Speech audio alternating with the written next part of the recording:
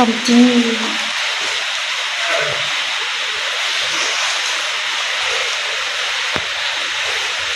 โอ้มันสูงอยู่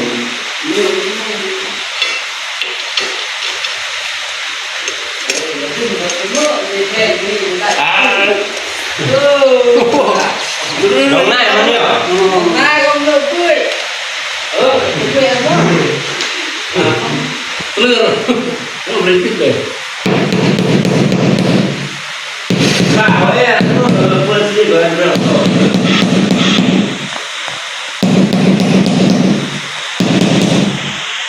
ini baru memang kalau pun mekot kalau nggak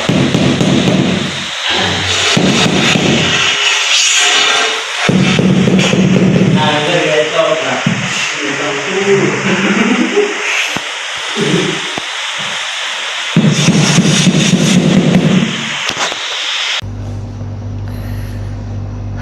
เอากราบทักทายสบายดีพ่อแม่พี่น้องเบิร์สุขุสู่คนนะพี่น้องเนาะบ่ว่าสิอยู่ในและก็ต่างประเทศพี่น้องให้กันยินดีต้อนรับเข้าสู่ช่องบ่เตียงทองชาแนลคือเก่าพี่น้องเอ้ย มื้อนี้เฮาก็สิมาแจ้งข่าวเนาะแจ้งข่าวสำหรับพี่น้องมีทั้งข่าวดีและก็ข่าวร้ายมื้อนี้พี่น้องเนาะสิมาแจ้งพี่น้องเอาข่าวร้ายก่อนก็ได้ พี่น้องจะให้มันวิดไปเรื่องร้ายเนี่ยเนาะจะเอาเรื่องดีๆมาหลังซะ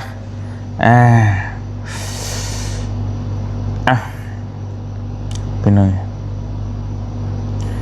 ข่าวร้ายนี่ก็คือเดี๋ยวบัดนี้เอาให้ฟัง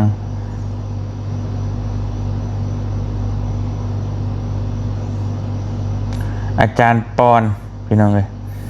ผู้ที่แก้ช่อง YouTube ให้เราเตียงกันแหละเพิ่นเป็นอาจารย์ที่รับแก้ YouTube แก้ Facebook ที่แบบเป็นคนที่โด่งดังอยู่ในเมืองลาวเฮานะบ่มีไผรู้จักเพิ่นอาจารย์ปอนเนาะแต่ว่าบ่เตียงให้เพิ่นแก้ให้ก็ยังบ่ได้พี่น้องมาพังนํกันเนาะเพิ่นสิว่าแนวใดเจ้าตัวนี้นี่บ่มีเลยเบาเตียงทองเดี๋ยวเจ้าสบายที่เบาเตียงทองโอ้แต่ว่าเป็นข่าวหายมาบอกเด้อเพราะว่าหลังจากที่ค่อยก็ส่งไปเนาะแล้วทางเขาเจ้าก็ตอบกลับว่าโอ้ก็แสดงความเสียใจนำว่าฉันบ่สามารถที่จะเฮินว่ากู้สำหรับการเปิดสร้างรายได้กลับคืนว่าฉันทางระบบเนาะก็ถือว่าดังที่เบาไปแหละค่อยก็สุดทีละ แต่ว่าก็คือว่าน่าจะบ่ได้เนาะก็ถือว่าบ่ได้มีแต่ว่ารอท่าตามที่เขาเจ้าแนะนำหั่นเนาะ3เดือนหลังจากนั้นเจ้าจึงส่งขอเผื่อเปิดสร้างรายได้อีกเทื่อนึงนะเนื่องจากว่ามันคลิปมันหลายเนาะค่อยก็พยายามปิดเป็นส่วนโตเป็นเกือบเป็นพันคลิปพุ่นละแต่ว่าก็ยังบ่ผ่านฉะนั้นก็โอ้เฮ็ดได้ค่อยก็บ่สามารถที่จะช่วยเจ้าได้ก็ต้องขออภัยแล้วก็ขอเป็นกำลังใจให้สู้ต่อไปเนาะอาจจะผมว่าช่องรักเจ้ายังโอเคบอกกันช่องรักโอเคก็อาจจะเอาช่องรักเป็นรักหรืออาจจะต้องได้รอท่าหรืออาจจะต้องได้สร้างช่องใหม่ขึ้นมาแบบนี้ก็ถือว่าแก้บ่ได้ เฮ็ดได้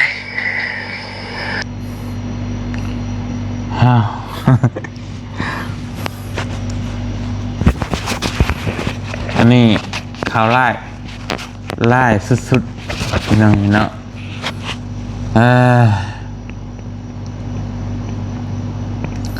ช่อง YouTube คนติดตาม300,000 กว่าบ่ได้พี่น้องเอ้ยก คนติดตาม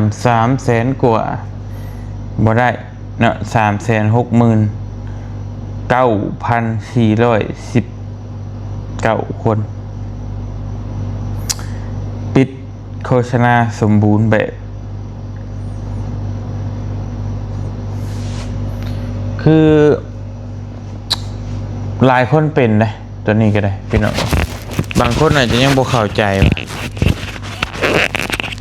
เฮ็ดเกี่ยวกับสายบุญแหละเพิ่นปิดโฆษณาบ่แม่นบ่ได้เกี่ยวกับสายบุญบ่ได้เกี่ยวกับหยังตัวที่เพิ่นอยากปิดเพิ่นก็ปิดเนาะเพราะว่าเพิ่นใช้ AI ตรวจ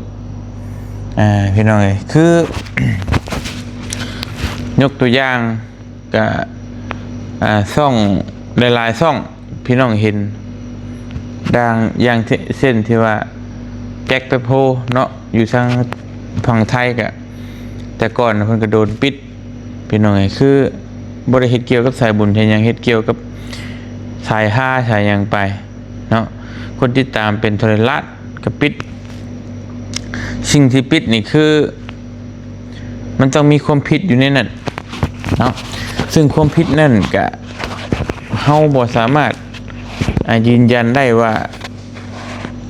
ตัวนี้ผิดแท้หรือบ่แท้ยกตัวอย่างบางช่องเนาะบางช่อง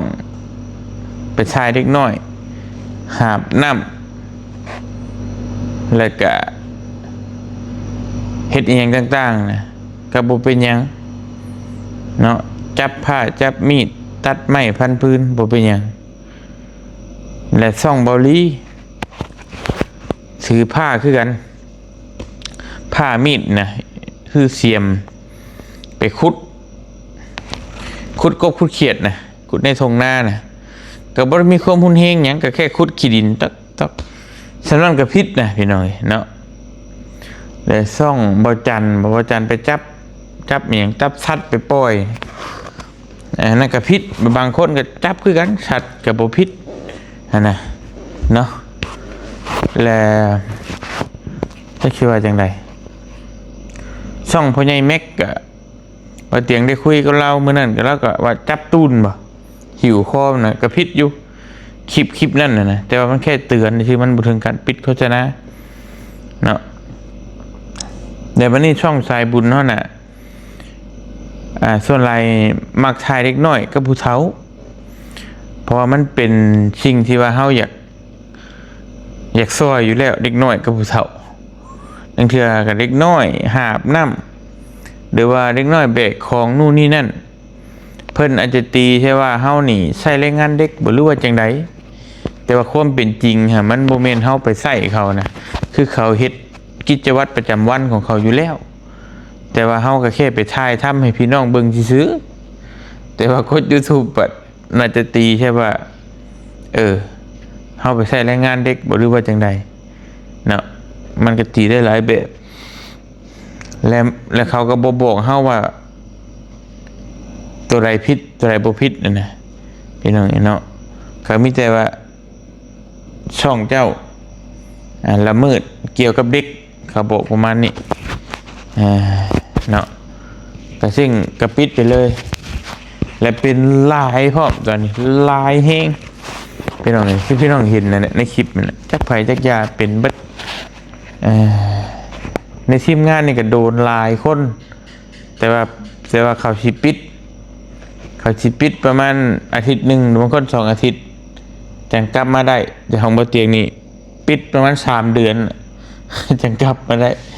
เพื่อฮอดพุ่นปอดพี่น้องเอ้ยจะกินไปเฮ็ดแนวใดเนาะกะถือว่าเป็นอีหยังคิดว่าจังไดเป็นกรรมของเฮาแหละแต่ว่าเรื่องกรรมเป็นกรรมของเฮาที่เปลี่ยนไปแล้วพี่น้องเนาะก็บ่เป็นหยังเริ่มต้นใหม่บัดนี้ก็มาต่อข่าวดีเฮาข่าวดีของเฮาก็คือ1เอาน้องพรก่อนพี่น้องเนาะเอาช่อง YouTube ก่อนก็ได้เดี๋ยวโตจังโตกัน เดี๋ยวสิไปข้ามไปห้องน้องพรเดี๋ยวก็ลบไปลบมาเอาอยู่ช่อง YouTube ให้มันเคลียร์ก่อนพี่น้องเนาะเพลงก็มาเลยโอ้ยน้องนางในห้องมาเลยพี่น้องเอาช่อง YouTube มาก่อนช่องใหม่เท่านี้แหละเอาตั้งนี่เตียงทองบรรณาV2ผ่านกดเรียบร้อยแล้วพี่น้องเนาะนี่ช่องของบ่เตียงผ่านกดแล้วเหลือแต่บ่เตียงก็หาซื้อเอเซนพี่น้องฮะเอาเอเซนมากรอกใส่บัดนี้ก็ถือว่าโฆษณากับเขาเฮาก็ได้รับเงินได้นะพี่น้องเนาะ คนติดตาม 6,460 คนนะพี่น้องเนาะนี่ก็ต้องขอบมุกขอบใจหลาย FC วัจจุกุอยู่คนขอบบุญขอบคุณขอบมุกขอบใจหลายที่ติดตามเนาะจนเบิ่งคลิปให้บ่เตียงจนผ่านกด YouTube เนาะมาสร้างมากับประมาณ 5-6 มื้อนี่บ่พี่น้องประมาณนี้แหละประมาณอาทิตย์นึงก็ผ่านแล้วเนาะแต่ไหนก็ขอบมุกขอบใจขอบบุญขอบคุณหลายๆทาง FC วัจจุกุทุกคนที่ให้กำลังแรงใจที่ให้การติดตามรับชมโดยตลอดมามุกกับใจหลายๆเด้อขออยู่ดีมีแฮงเบิดสุขุทุกคนเนาะสาธุบ่เตียงก็สิอาศัยตัวนี้แหละเป็นช่องสำรองต่อไปพี่น้องเพราะว่ามีแต่ช่องเดียวจังได๋ก็บ่ไหวเนาะเพราะว่ารายจ่ายเฮานี่มันหลายแฮงเฮาก็ต้องอาศัยตัวหลายช่องที่ว่าช่วยกันบ่ได้คันเติมน้ำมันนู่นนี่นั่นอีหยังต่างๆก็ช่วยกันเนาะพี่น้องเนาะช่วยกันผลักดันให้มันขับเคลื่อนเนาะให้การงานเฮาไปเร็วๆวันพี่น้องเอ้ยก็มีประมาณนี้ และก็เรื่องที่3บัดนี้ก็คือนี่บ่พ้นเรื่องน้องพรหรือว่าสาวพรแล้วพี่น้องเนาะเรื่องสาวพรนี่ก็เพิ่นส่งคลิปมาให้เบิ่งล่าสุดนี่ก็คือเพิ่นปูกะโหลปูกระเบื้องแล้วเป็นที่เรียบร้อยพี่น้องเห็นเนาะนี่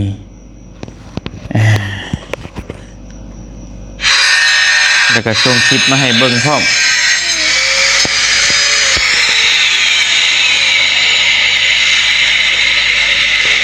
ก็คือกำลังปูกะโหลอยู่พี่น้องเลยตอนนี้กำลังเล็งสุดๆปูกระเบื้องหรือว่ากะโหลเนาะพอดี เพิ่นก็หากระส่งมาให้ช่วงบ่ายนี่ว่าเตียงเลยบ่ได้มีเวลาเบิ่งเนาะพี่น้องเนาะFC ก็ถามมาหลายว่าคือบ่เห็นบ่เตียงลงคลิปแน่เพิ่นก็หากระส่งมาวังใดนี่แหละบางประมาณ5 โมงนี่พี่น้อง5 โมง46 นาทีส่งมาตอนแรกน่ะนะเนาะเราก็เลยยังบ่เห็นแต่ว่าเห็นทั้งบ่าวยาวกับบ่าวบุญสารวัตรลงคลิปแล้วพี่น้องเนาะก็แหละก็ดีใจน้ำน้องเพิ่นพี่น้องเอ้ยที่ว่าได้เฮ็ดได้สร้างกำลังสิงามพอบ่าวเตียงกับบ่าวยาวได้จ่ายเงินไว้ให้เพิ่นเบิดแล้วสร้างเนาะพี่น้องเนาะ สร้างเฮ็ดเฮือนน้องพรจ่ายไว้ให้เบิดทั้งเทกันเปื้อนหอบเฮือนแล้วก็ค่าปูกะโหลหรือว่ากระเบื้องอยู่เมืองลาวเอิ้นกะโหลอยู่ฝั่งไทยเอิ้นกระเบื้องกันเดียวกันนะพี่น้องเนาะก็จ่ายไว้ให้เบิดแล้วเหลือแต่เพิ่นเฮ็ดให้ได้เรียบร้อยก็เพิ่นถ่ายรูปส่งมาให้เบิ่งแค่นั้นจบเนาะแล้วก็ เรื่องตัวประเด็นที่ว่าคือบ่เฮ็ดห้องน้ำให้เพิ่นให้มันแล้วให้มันทั่วจังมาบางคนถามนะพี่น้องเนาะทั้งบ่เตียงเองก็เคยบอกไปแล้วอยู่ในคลิปเนาะ FC เพิ่นน่าจะ อันน่ะบ่ได้เห็นคลิปนั้นบ่รู้ว่าจังใดว่าเตียงก็สิมาบอกนี่เลยเนาะเพราะว่าเจนอมเป็นคนรับผิดชอบเรื่องห้องน้ำเรือนครัวต่างๆพี่น้องเอ้ยที่ว่าของน้องพรนี้ส่วนเฮานี่ก็รับผิดชอบแต่เรือนใหญ่ให้มันแล้วให้มันทั่วแล้วก็กลับเนาะกับเพราะว่าเฮาบ่อยากก้าวล่วงเพิ่นนะคือว่าง่ายๆคือเฮาก็เคารพสิทธิให้กันและกันเพิ่นรับผิดชอบเฮาก็ปล่อยให้เพิ่นเฮ็ดเพิ่นบอกว่าเพิ่นกับทีมงานที่รับผิดชอบเฮ็ดให้เฮาก็ให้เพิ่นเฮ็ดเนาะเฮาถึงกลับลงมาเฮารับผิดชอบแต่ส่วนของเฮาแล้วก็จบพี่น้องเอ้ยเฮาก็บ่อยากสิไปว่ามาขอเฮ็ดมีหยังนู่นนี่บ่คือเฮาก็ผู้ใดอยากซอยเพิ่นก็ยินดีเนาะคือว่าเป็นบุญของน้องเพิ่นนั่นแหละแค่ว่าเฮาได้ซอยสำนี้เฮาก็ดีใจแล้วถ้าให้บ่เตียงต่อเติมห้องน้ำก็ขึ้นครัวไปอีกถ้ามันแล้วบ่แล้วผู้ใหญ่ก็สิสนับสนุนเฮาคือเก่าต่อตลอดอยู่แล้วเฮาสิเฮ็ดหยังก็แล้วแต่เพิ่นก็ถามมาอยู่ว่ามันพอหรือบ่พอเนาะแต่ว่าเฮาบอกว่าเจนอมเพิ่นรับผิดชอบเฮาก็เลยกลับมาเพราะฉะนั้นก็เอาวางมาเคลียร์เนาะพี่น้องเนาะประเด็นเรื่องนี่หลักๆก็มีประมาณนี้แหละพี่น้องเอ้ยแต่มันก็มีหลายอย่างอยู่เดี๋ยวสิมาคอยเว้าอีกเมื่อน่ะเว้าอะไรสิพี่น้องสิสับสนว่าจักมีหยังเป็นมีหยังบ่จุ่งบ่ต้วยเนาะเอาเคลียร์แต่ละประเด็นไปก่อนคือบ่เตียงกลับมารอบนี้ก็สิพาแม่ไปฟอกไตแหละเที่ยวไปเที่ยวมาพี่น้องเนาะแล้วก็เฮาสิเสร็จสิ้นภารกิจแล้วเนาะก็ถามว่าสิ้นสมบูรณ์บ่ก็ยังบ่สมบูรณ์ก็ยังอยู่ประมาณ 10% ที่ยังบ่แล้วแต่ว่าเฮาก็มอบหน้าที่ให้สร้างเรียบร้อยจ่ายเงินจ่ายคำให้เพิ่นเรียบร้อยเฮาถึงลงมาเนาะเพราะว่างานทั้งนี้ก็มีอยู่นะทั้งเชฟโปนก็มีเดี๋ยวสิไปเชฟโปนอีกพี่น้องแล้วก็สีลงลาวใต้อีกนะไปลายหม่องลายบอนเฮาก็ก็สิไปลายเล่นพุ่นเล่นพี่คือพี่น้องฮู้แหละแต่ก็อดทนสู้ซนไปคือเก่าพี่น้องเนาะแต่ช่วงนี้ก็ขอพักก่อนจัก 2-3 มื้อแล้วก็จะขึ้นไปเชฟโปนอีกสิลงลาวใต้อีกไปตลอดพี่น้องเนาะบริยุทธ์บริยนต์นะก็คือพี่น้องฮู้แหละว่าเฮามีเวลาจำกัดไปทางใดก็บ่ได้เล็กบ่ได้น้อยเนาะป้าน้องมีอยู่ลาวใต้ก็3 เดือนนะมั้งนี่บ่ได้ขึ้นมาเลยพี่น้องเฮ็ดนั่นเฮ็ดนี่เฮ็ดนี่เฮ็ดนั่นก็เอาก็สู้ซนอดทนนั่นแหละมีแต่ว่าบ่เตียงก็สิ